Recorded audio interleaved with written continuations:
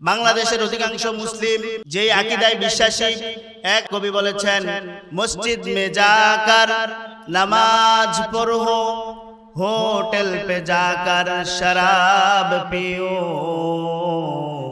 ताकि रहमान भी राजी रहे और शैतान भी नाराज न हो। মসজিদের মধ্যে যাইয়া নামাজ পড়বো, আবার পাঠশালায় যায় মদ পান করব, আল্লাহ খুশি থাক আর শয়তান বেড়া নারাজ না হোক। এই টাইপের মানুষ মুসলিম বাংলাদেশে অধিকাংশ দেখা যায়। প্রিয় ভাইরা আমার, অধিকাংশ মানুষ মুখে বলে লা ইলাহা ইল্লাল্লাহ, মুখে মুখে বলে লা ইলাহা ইল্লাল্লাহ, কিন্তু কাজ করে সব শয়তানের।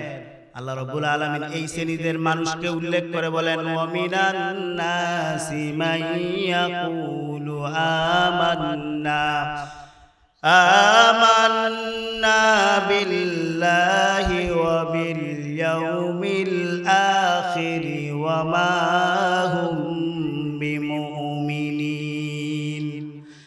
মানুষের মধ্যে এমন কিছু মানুষ আছে যারা নাকি বলে আমরা আল্লাহর প্রতি ঈমান এনেছি এবং আখিরাতের প্রতি ঈমান এনেছি।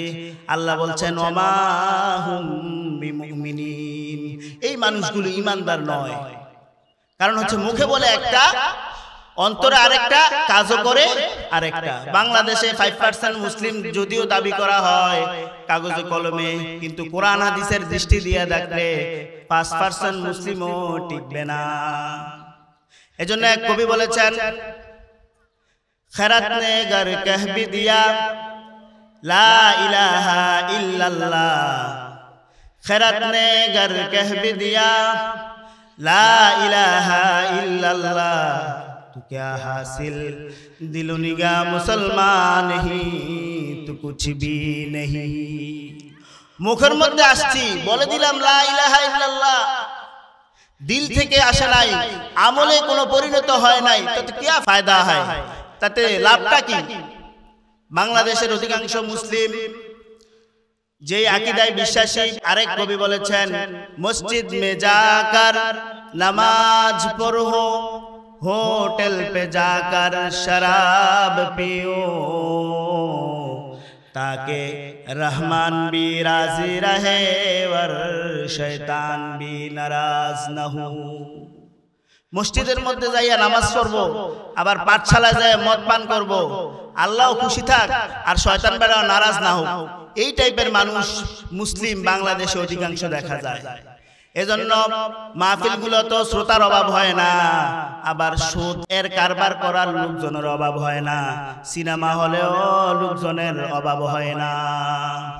আল্লাহ তাআলা আমাদেরকে বুঝার তৌফিক দিক। আয়াতের 2 নাম্বার শিক্ষা, আল্লাহ রাব্বুল আলামিন বলছেন, জান্নাত তো ওই শ্রেণীর মানুষকে দিব যারা নাকি আমলে সালেহ করে। আমলে সালেহ হচ্ছে ওই জিনিস যা সাবাতাত মিনাল কোরআন ওয়াস সুন্নাহ, কোরআন এবং সুন্নাহ দ্বারা যা সাবিত হবে, সুবুত হবে, সাব্যস্ত হবে। আমল যত সৌন্দর্য মণ্ডিতপূর্ণ হোক, দেখতে যত ফজিলতপূর্ণ মনে হোক, যতই চাকচিক্যপূর্ণ হোক, নতুন নতুন রূপ ধারণ করে আসুক, আমল যদি কোরআনে কারিমের মধ্যে এর বর্ণনা না থাকে, নবী সাল্লাল্লাহু আলাইহি সাল্লাম থেকে প্রমাণিত হাদিসের মধ্যে না থাকে, যতই সৌন্দর্যপূর্ণ হোক দেখা যাক, ফজিলতপূর্ণ দেখা যাক, সকল আলেমরা একমত এই আমল আমল নয়, এটা হচ্ছে শয়তানের কাজ। আপনি মন চাইলেই নিজের মতো করে অমুক পিসাবে দিয়েছে সকালবেলা এতবার সুবহানাল্লাহ, দুপুরে এতবার, রাত্রে এতবার, না, ইটস নট এ পারফেক্ট মুসলিম। এইটার নাম মুসলিম না, বরং পিসাবের যে আমলগুলো আপনাকে দিয়েছে সেটাকে কোরআন হাদিসের দৃষ্টি দিয়ে, কোরআন হাদিসের আয়নায় যাচাই বাছাই করতে হবে। যদি মিলে যায় তাহলে আপনি আমল করতে পারবেন, যদি না মিলে কাবা শরীফের ইমাম দিল, এটা আমল করার কোনো সুযোগ নাই। প্রিয় ভাইরা আমার, এজন্য আল্লাহ সুবহানাহু ওয়া তাআলার পক্ষ থেকে আল্লাহ সুবহানাহু ওয়া তাআলা এই আয়াতের মধ্যে 2 নাম্বার শিক্ষা দিয়েছেন, আমলে সালেহ করতে হবে, অর্থাৎ কোরআন আর হাদিস অনুযায়ী রাসূলুল্লাহর জীবন আদর্শ থেকে যেই কর্ম পদ্ধতি আমরা শিখেছি সেই অনুযায়ী যদি আমল করতে পারি, আল্লাহ এই শ্রেণীর মানুষগুলোকে বলেছেন ঈমানদার, এবং এই শ্রেণীর মানুষগুলোকে আল্লাহ রাব্বুল আলামিন জান্নাত দান করবেন।